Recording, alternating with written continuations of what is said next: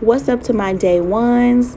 Today I will be showing you guys how to make chicken stock or chicken broth from scratch.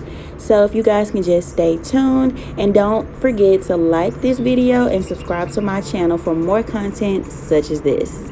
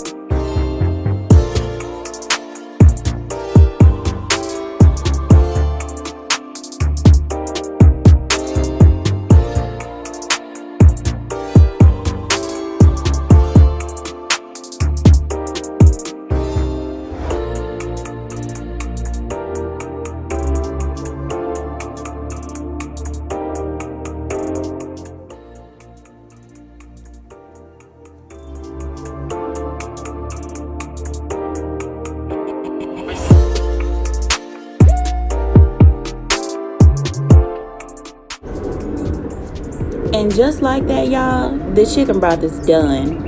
This is really flavorful. It's way more flavorful than that store-bought chicken broth, and it's just more healthy. So don't forget to subscribe to my channel, and you guys have a blessed day.